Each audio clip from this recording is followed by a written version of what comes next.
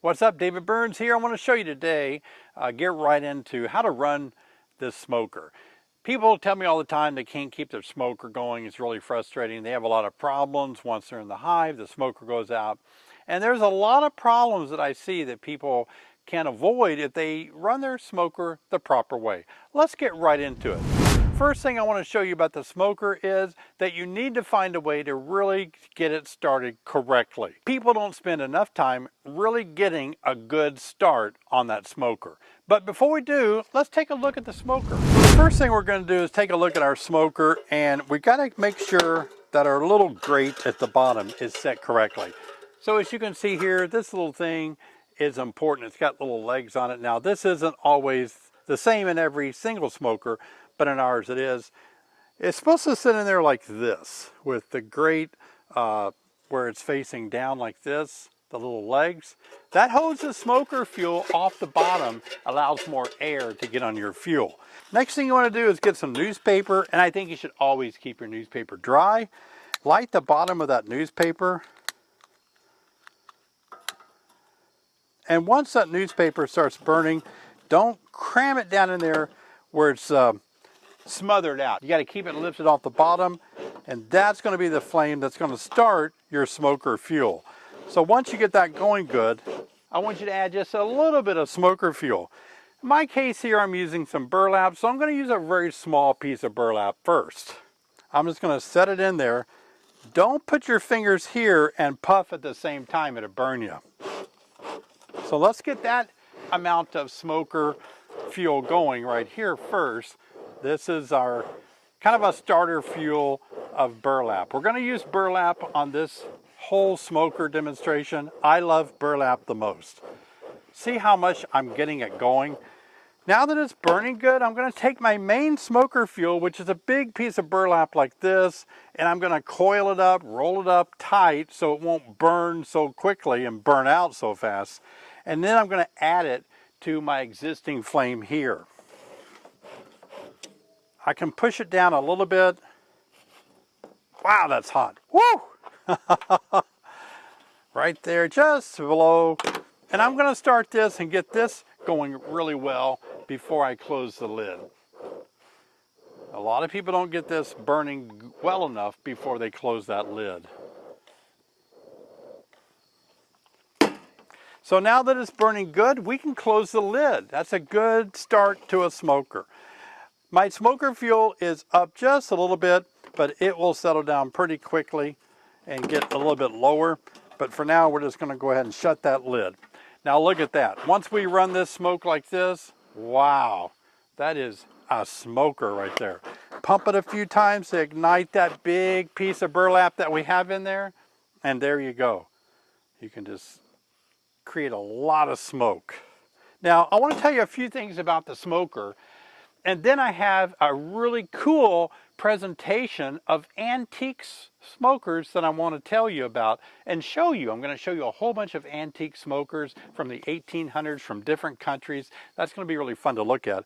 But a few things I want to remind you about your smoker. So regarding fuel, a lot of people use pine needles. Some people use, old clothes. I used to recommend cotton, like blue jeans that you don't wear anymore.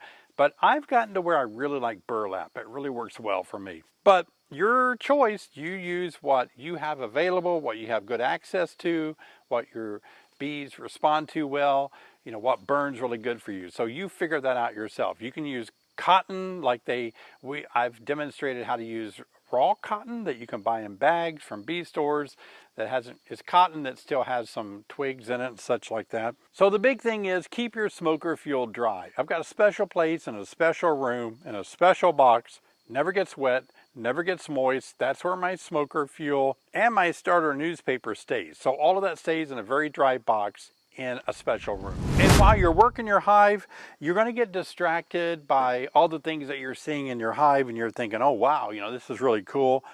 Things that I'm seeing is so amazing. Bees are wonderful, and you let your smoker go out, and all at once your bees get kind of riled up and you can't calm them down. So it's going to take some concentration to think, I need to pump that smoker a little bit more so I can keep my smoker fuel going really well. And so just be cognitive to keep air going past that smoker fuel. Now, in the event that your smoker kind of starts dying out or getting a little bit lower, you can always go back and open that lid up. And if you think that it needs to be revved up even more, open the lid. That way you get more of the flame on your fuel by reopening that lid if it starts to die out. So remember that little tip as well. Now at this point, everything is hot. So don't touch the lid, don't touch even the cage. I don't touch anything, but you can just keep that smoker going for a long time. Another tip about the smoker is be careful that you don't blow sparks everywhere. You know, you're working with a hive that's made up of wax and wood, so let's go easy on throwing flames everywhere. And especially in the fall, your grass around the hive might be drier, so you don't want to catch your yard or your hive on fire or a field on fire. And that's important when you put out the smoker as well.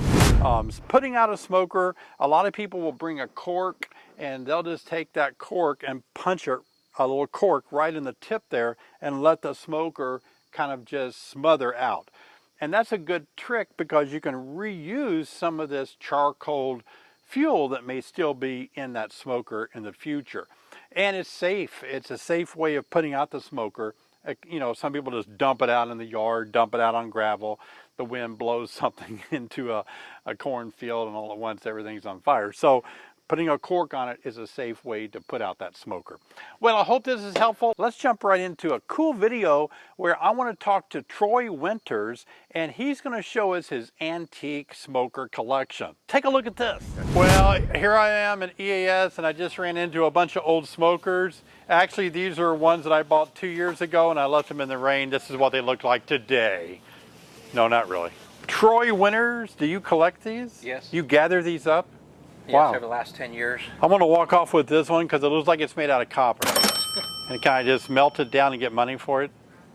No, it's worth more than the way it is. Oh, really? Yes.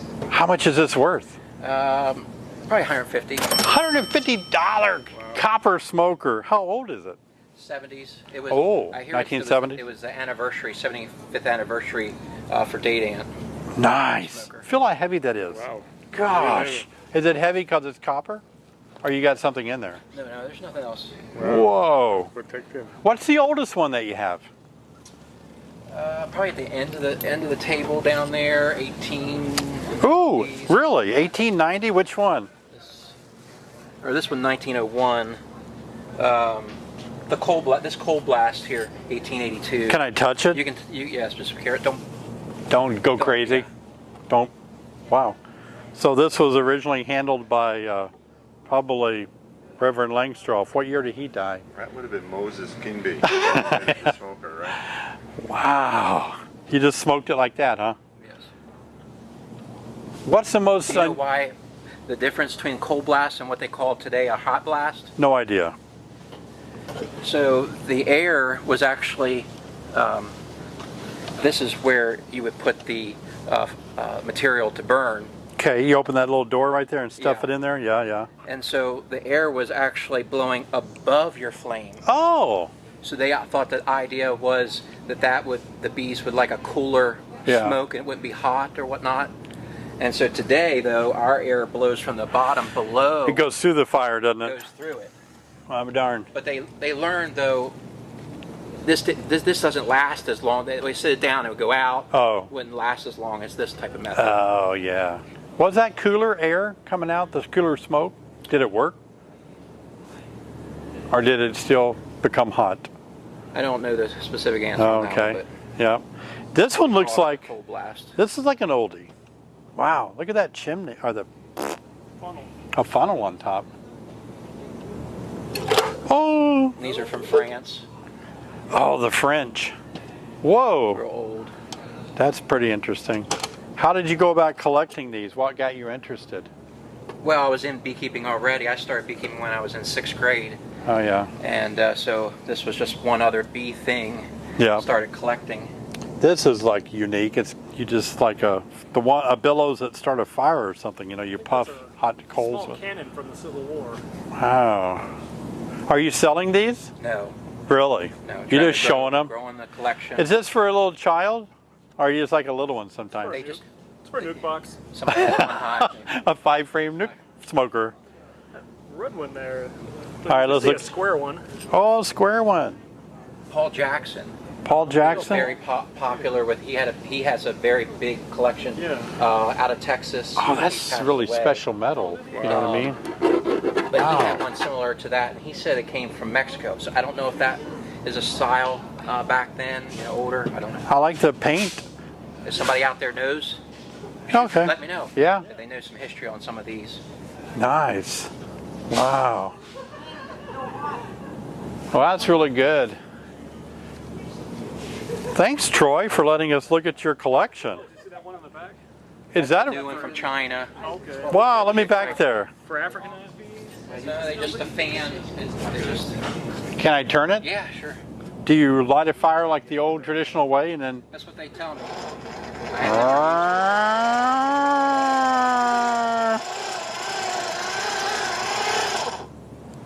Nice. I could use that on In mine. Brazil, they do have what they call Africanized smokers. I've been trying to get one, and they're like really big. And they got 2 handles. Oh, Wow. you talked to Dewey. See if you can get one from Bolivia.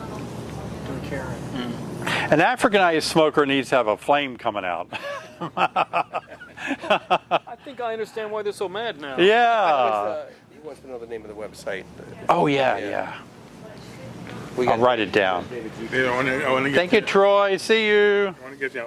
You know what? You know what is this? Where did you find it? Oops. Well, wow. I have no idea, Robert. It's a bearing to go inside your extractor. An O-ring. No. Does it have to do with beads or ham radio? Bees. Bees? Darn. I'm going to get the good Valve too. for Do you know what it is? I know what it is. valve for filling honey jars. Alan! Am I allowed one call? There's a little gear there. And this goes into something that keeps it sealed good because it's got an O-ring. And I don't know what the spring does. Doesn't open the valve on the bottom. You're going to have to tell us. Okay. I have no idea. This is I got from this guy. Oh. So give you a clue. It's part of an oxalic vaporizer. Okay. This is the cover. Oh. And this is where you stick it in the acid, and then it's scoop Oh, up, it measures the amount of and then oxalic you acid. put it in there and squeeze it. Instead of you take out the cover, it keeps dropping the acid inside. You measure the acid with this? Yeah, with this. Okay. Just put this in there and pick up the acid. Oh. And then just put this and squeeze it down. And And here you just scoop it out with a wet hand. and then it just vapor out. Instead of taking off the cover every time. Yeah. Right. That's makes sense. pretty nice. $45. $45 Yeah, this guy sell it. for oxyvape.com. I hope you enjoyed my video on how to start a smoker, how to keep it going, how to put it out, and taking a look at some of these old antique smokers from way back. Pretty cool stuff. If you like my video today, please give me a thumbs up. And I really appreciate all you guys so much. I really appreciate you being subscribers. If you have not subscribed, I really hope that you will. Hit the subscribe button. I'm trying to ramp up my subscription list to 100,000 by the end of the year, and we're falling a little bit short. So if you can subscribe, I thank you very much. And click on the bell so you'll be notified each time I make a new video. I'll see you next time.